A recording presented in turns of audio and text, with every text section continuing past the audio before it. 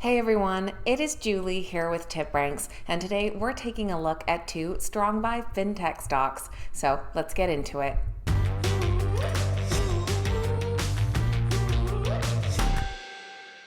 All right, guys, welcome back. Thank you all so much for being here, and happy Valentine's Day. Today, we're taking a look at two stocks in the fintech sector that come in with a strong buy consensus from Wall Street analysts and some pretty attractive double-digit upside. So we're going to take a look at these companies, what it is that they do, and what those analysts are predicting for the stock's future.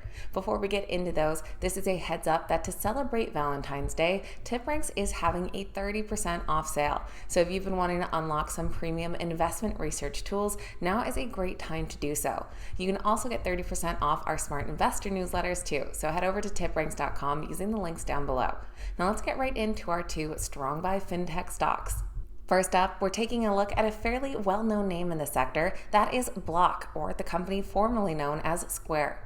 They trade under the ticker SQ and are currently priced at $66.25 per share. They are down over 19% in the past year, and you can see they have taken some big dips, but have been climbing up more recently. In the last 6 months, they are up 13% or 17% in the last 3 months, and they do score a 9 out of 10 on the TipRanks Smart Score. Block is a leader in the fintech world, and they are the name behind two popular apps, Square and Cash App. And these apps each approach the fintech world from opposite but complementary directions. Square comes at the field from the merchant's perspective, while Cash App makes life easier for customers and buyers.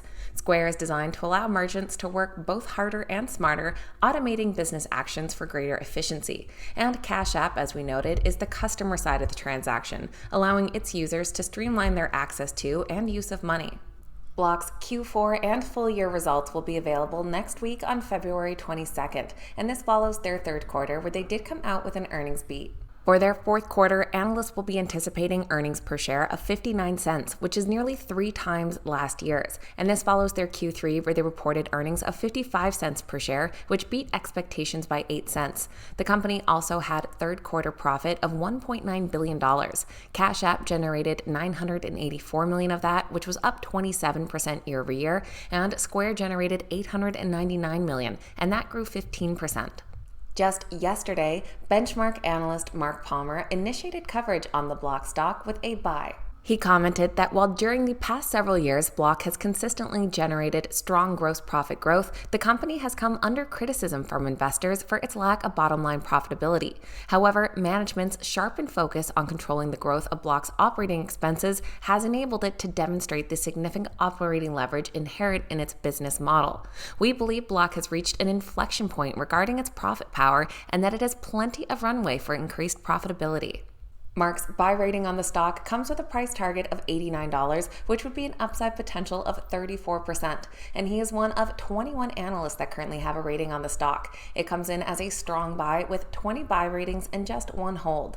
The average price target for the stock comes in at $84.65, which would be an upside of about 28% from current prices. Down below, we can see our detailed list with our most recent rating from Mark here. Several others in the past few weeks, all in that double-digit upside between 14 to 35%. We have a low-end price target here. It is our 1 hold back in January with a downside of 17%, and just before it are our high-end price targets with upside of over 50%. And our second strong buy fintech company is Payoneer. They trade under the ticker PAYO and are priced at $5.21 per share.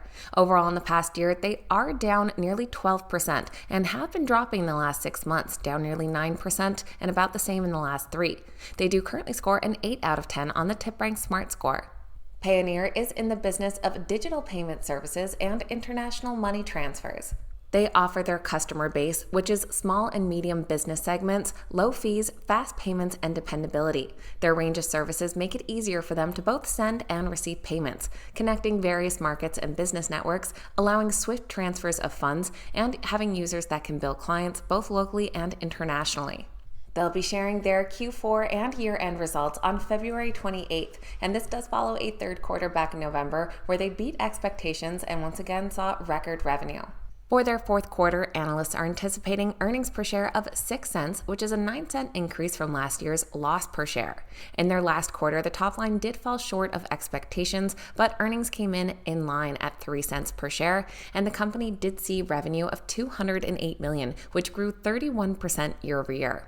And once again, we have Mark Palmer from Benchmark initiating coverage on the stock just yesterday with a buy.